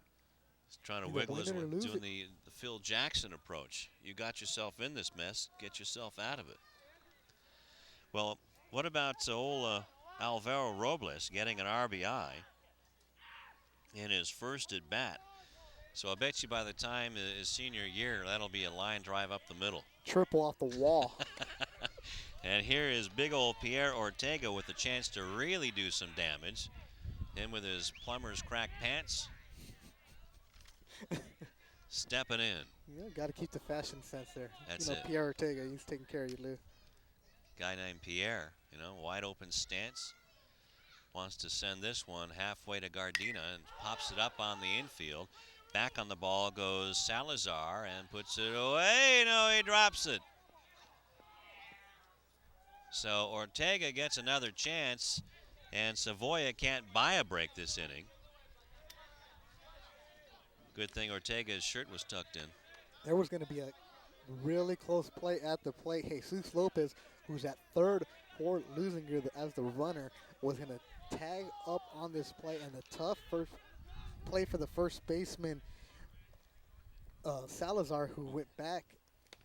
And this one's blocked by Jenks, and everybody stays where they are. Jenks is just doing a terrific job as usual behind the plate. Saved the run there because Lopez actually, was chomping, as you say, at the bit to get to home. Jenks might try out for that team up the 405 that's been having some goaltending trouble in black and purple. Here comes the pitch to Ortega, and he looks at a ball just outside, and boy, did Savoia want that one. When you're laboring and you've had a couple of full counts and you've walked the bases, you've walked in a run, that strike zone seems smaller and smaller there. Here comes the pitch to Ortega with the bases loaded, and that bounces in. So I believe that's 3-1 now. It's a full count. Full count to Pierre Ortega. Nobody out. Bases loaded. A run already in. It's 3-2 Olympians. Ortega trying to put this game away right now. And it is it ball 4? It's ball 4, says the home plate umpire. And an easy RBI for Ortega.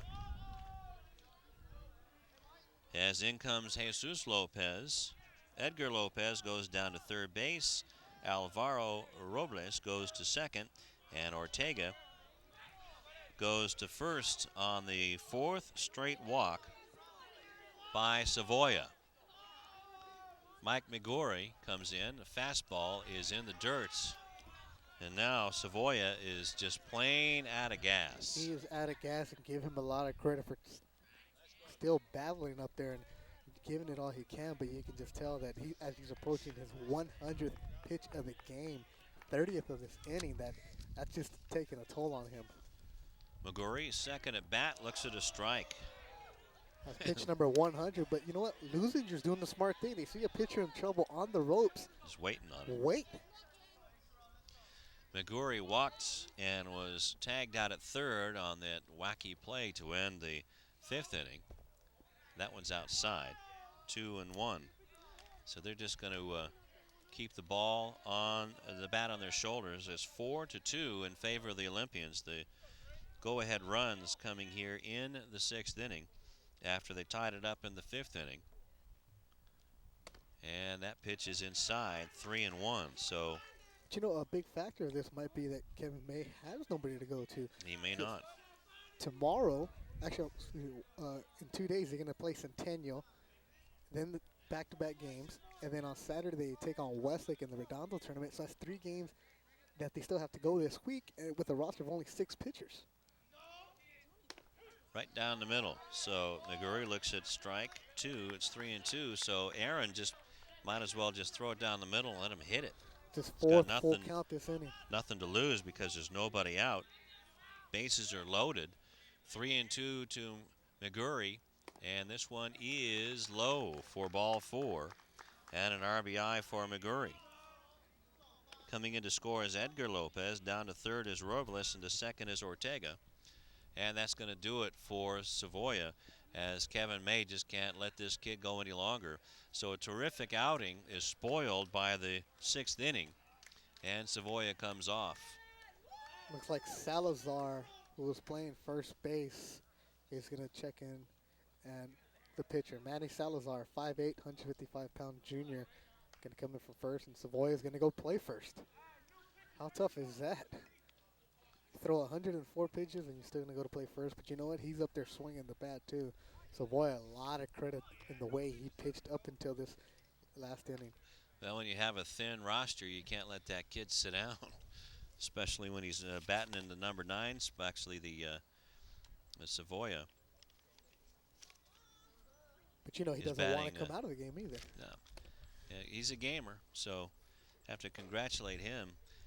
Why don't you give Salazar's line if he has one here? Well, Manny Salazar, ERA of 17.5, but that's misleading. It happened in 2 innings of pitch. Gave up 5 earned runs, 4 hits, 1 double, giving up 2 walks, and that was in his only appearance of the year, which was a start. So Manny Salazar, numbers a little bit inflated, but he's only thrown 2 innings this year, and here he's going to try to keep his Olympian team down and try to keep the game close for Lawndale, who's trailing right now. So Savoia goes 5+ innings, gets in the 6th, as you see the infield for the Cardinals there, roosting over at shortstop.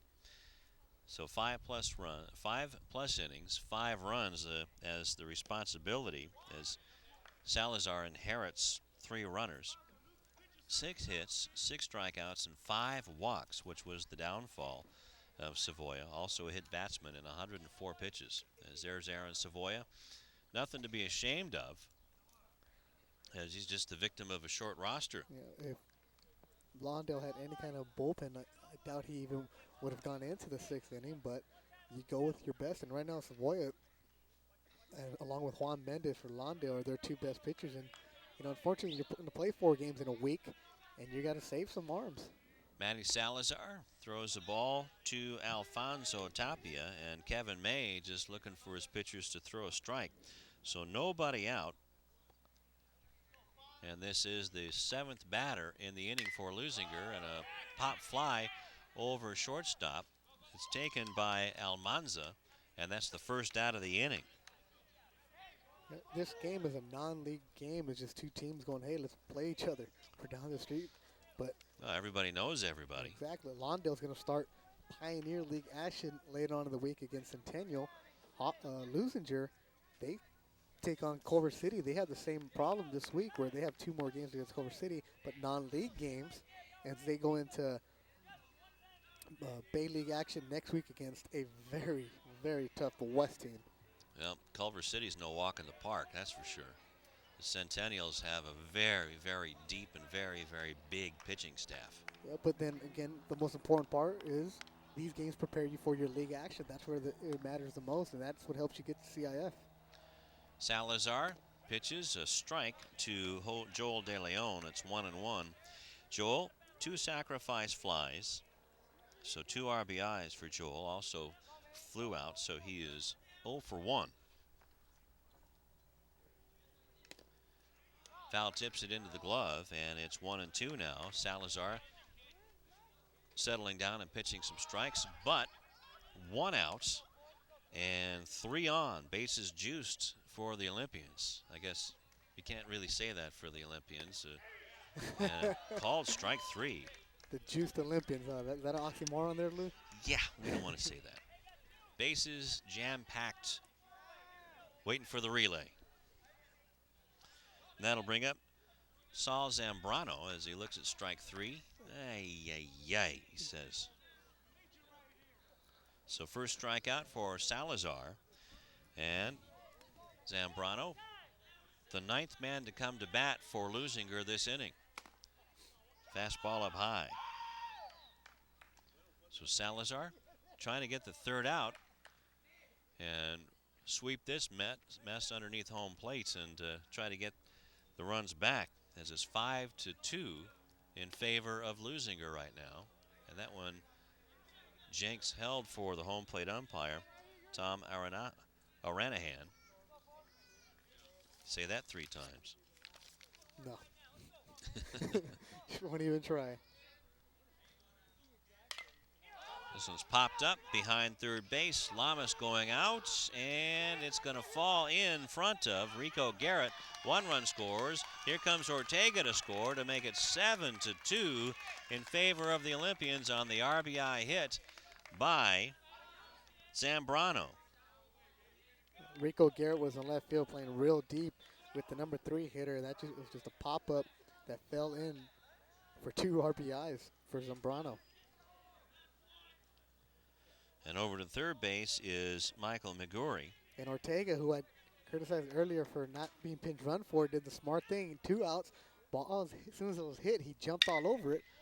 And there's a ground ball smothered by Almanza, and he's not going to be able to make the play. Miguri comes in on the run-scoring single by Jesus Lopez. And that makes it 8-2. Adalto just looks like a ball player. He's listed at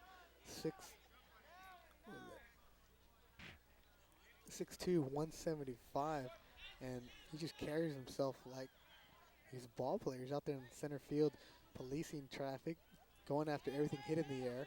He's up here. He was chased a couple of pitches early in his first at-bats, was hit by a pitch, stole 2 bases, and there he gets his first hit of the day. Yeah, let's see. With runners at the corners, Zambrano's at third and Adalto at first, and Jesus Lopez is up.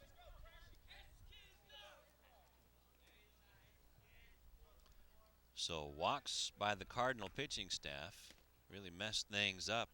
They had a lead 2-1. Now trail 8-2. There's Manny Salazar in relief of Aaron Savoya, who went 5+ innings.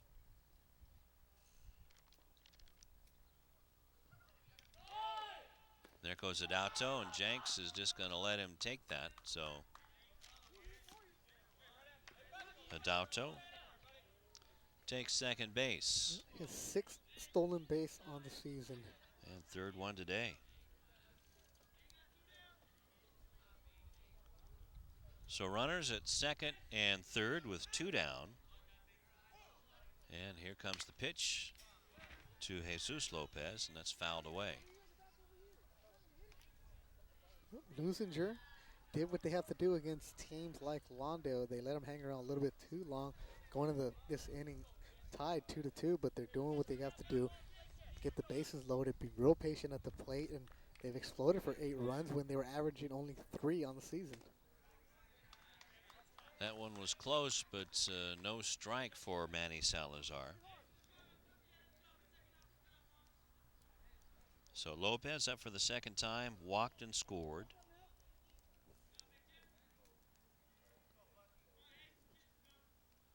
And that pitch is up high for a ball. So another walk for the Cardinal pitching staff. That's the 6th walk right now in this inning. And this is the 11th batter. Check that, the 12th batter, and Edgar Lopez in the 6th inning. So all 8 runs now charged to Aaron Savoya, as all the runners that were inherited by Manny Salazar came home. And that's unfair to Savoya. I mean, they are his runners, but his stats aren't going to reflect the kind of game he did pitch going in through the 6th inning. He was really dealing through the first 5, keeping Leuzinger at bay, keeping them honest, keeping them on their toes, and they really couldn't get to him. And he did a great job of coming out here and dealing. If there was, a, This one's fisted up the first baseline. Foul ball. Just barely foul is coming down the line. Savoya. if Coach Kevin May had any kind of a bullpen that he could go to with confidence, he would have brought him. And he doesn't want to keep his horse like Savoya out there that long laboring. But what are you going to do when you're a young building program? But you got to keep your main guys out there. He went with Savoya, went out there, talked to him once, and gave him a chance to work out of the jam. Just couldn't do it. Here comes the pitch, and that's called a strike, a generous strike. And the problem with Lawndale is they take on these tough teams, and you want to build momentum and build confidence. And there's only so many moral victories that you can have. Hey, we hung tough with Hawthorne. Hey, we hung tough with Leuzinger. Well, that gets old after a while. The kids, they want to win. That one's up and in. And it's 3-2 now to Edgar Lopez. As the Olympians have a tough league that they're in the Bay League. Maricosta atop right now at 9-2 before the season starts. But got a story to tell about their school in just a moment as the runners go at 3-2, and it's high and away. And coming in to score Sal Zambrano is Sal Zambrano to make it 9-2. Coming down to third is Adauto. Over to second is Lopez, Jesus Lopez. And the second walk. And here's Robles, the freshman, who got the a big walk and an RBI. the go-ahead walk, which seemed like hours ago. The Maricosta High School, their symphony, is going to be playing Carnegie Hall. Oh, is that all? That's all. Talk about a team going to play at Yankee Stadium, a high school team, but these kids earned a trip to play at Carnegie Hall. I believe it's going to be on April 11th, a special program. And also Dorsey High School was invited to play at Carnegie Hall as well, but they couldn't afford to send their symphony there. So what Maricosta did last Thursday was hold a benefit symphony in Redondo Beach. Strike to the freshman, 0-2. And so now Dorsey High School has a closer chance of going to play Carnegie Hall That's themselves. a great gesture to get Dorsey involved there. A lot of class by Maricosta. Absolutely. But now I have to ask the question, how do you get to Carnegie Hall? How do you do that? I don't know, Lou. You earn it. But you practice. Practice, practice, practice. All right, so a lot going on there as Leuzinger sends up 13 players to the plates. And 7 runs came across to make the score 9-2. Leuzinger over Lawndale. And Beto, why don't you take us Well, if you're going a into break Leuzinger there? fan, you can watch this game and all of the games this season at 10 a.m. and again at 7 p.m. every Sunday, Tuesday, Wednesday, and Friday on Channel 22 Sports. All right, so 7 runs on only 3 hits for the Olympians as we go to the 7th inning. Last call for Lawndale. It is 9-2, Leuzinger over Lawndale on Channel 22 Sports. Oops. Last call for the Cardinals. They'll send up lucky number 13, Jose Lamas, who looks at one in the dirt from Alfonso Tapia. And it is 7 runs in the 6th inning by the Olympians to make it 9-2. Olympians over the Cardinals. It'll be Lamas, Jenks, and Garrett to face Tapia. Ground ball to first base. Ortega lets it drop, and Tapia didn't go over to cover, but the big guy takes care of it himself. Well, he knew that his boy was going to take care of it, the first baseman with that blazing speed. That's Can right. Get there. They call him Blaze, 2-2. He's so fast that you got to have 2 2s on his back as he goes by. What? Well, so you can see 1. Oh, okay. Never mind. It's an animation thing. Michael Jenks. There you see Jenks' mom sitting in the stands. Wearing his Right Letterman next to jacket. us. She's giving that gum a workout. Mama Jenks looking at baby Jenks. going to have some bruises on him today. Got enough ice, Mom? Yeah, she's got some ice. Got the liniment. Going to rub him down afterwards. Heck, he's old enough to rub himself down now, right? Okay. The left-hander has 3 hits tonight. Did a fine job behind the plate, blocking a lot Always of does pitches a that were in the terrific dirt. job.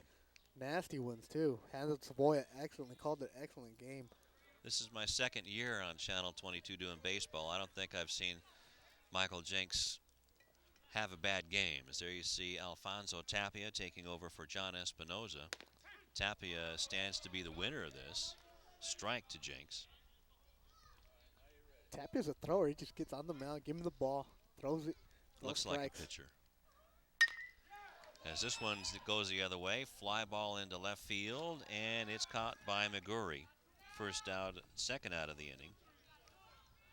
As Rico Garrett is the last hope for the Cardinals in this ball game. Then Jenks, the left-handed hitter, went with the pitch, outside pitch, went with it, just got under a little bit. And that's tough for a left-handed hitter to try to drive one to the opposite field, but Jenks has some of that power, as we've seen. Rico Garrett is 1 for 3, and he lifts it up into center field. James Adauto comes over and puts it and the Cardinals away. So that's the ball game. Leuzinger comes back on the weight of a huge 6th inning to win the ball game 9-2 over the Lawndale Cardinals. Leuzinger improves to 4-4. Lawndale falls to 2-6, losing 6 in a row. And congratulations to the Olympians, who will go on to play Culver City a couple of times. And Lawndale will have to play Centennial a couple of times. Yeah, Alfonso Tapia comes in relief for John Espinoza, who did a fine job as a starter. Alfonso Tapia gets the victory. On the Lawndale side, Aaron Savoya is going to fall to 1-2. He takes the loss for the Lawndale Cardinals. Leuzinger, like you said, Lou improved to 4-4. Impressive showing that they came out here in the 6th inning, and they really got to Savoya, who was shutting them down. They do a good job of being a lot of discipline at the plate. They get to them, they improve in that, and most importantly, they haven't had a breakout game like that where they've been able to go after the pitcher, and that's what Coach Zeke Barber in his first year is really emphasizing with this team. And as they improve to 4-4, head on into some tough games for Culver City and the always tough Bay League next week. And well, I'm going to my vote for the Holiday Inn Suites, Holiday Inn Express and Suites player of the ball game is Alfonso Tapia, who pitched 2 innings, actually 3 innings, came in the 5th inning, and completely shut down the Cardinals. 1, 2, 3, only faced 9 batters. Yeah, Tapia started the game off at shortstop, came in, did an excellent job in relief, but also had a hit as a leadoff hitter. But he improves to 2-0 on the season, and considering he had only pitched 1 inning coming into the game, real impressive, and he gets the hold and the win. And also had a base hit, stole a base, and came around to score the first run of the game for the Leuzinger Olympians. And they improved their record now, even their books at 4-4. So congratulations to Alfonso Tapia, our Holiday Inn Express and Suites player of the ball game. And a birthday boy, Tom Strickfaden, trying to get everything that's electrical inside before everyone gets zapped.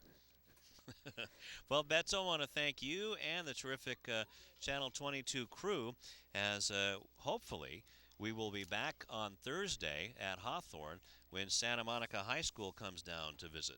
And Santa Monica is going to have a tough game going into Hawthorne, who have won a couple games, have gotten hot. Team that we saw play against Lawndale, and being a home game with that wind blowing off the ocean, going to be a tough game and a good game, especially after a couple of days of rain. We'll see how the fields hold up. Well, both of those teams high atop the Ocean League right now. That should be a good one. So, for Beto Duran and the terrific and damp right now, Channel 22 crew saying, from Leuzinger High School's Olympian Field, the Olympians prevail 9-2 over the Lawndale Cardinals. Until next time, so long.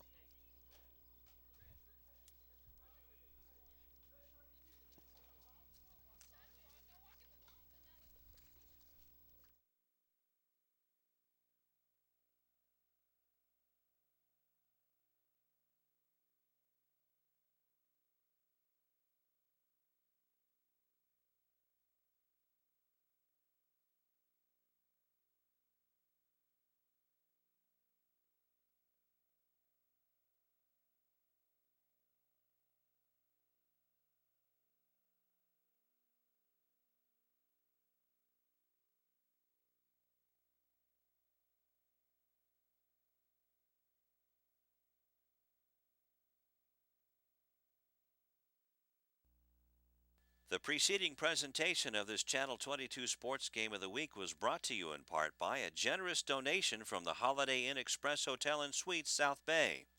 The Holiday Inn Express is partnering with Channel 22 Sports to help promote our young people in sports competition and academics so that everyone in our community wins. The Holiday Inn Express Hotel and Suites. Stay smart.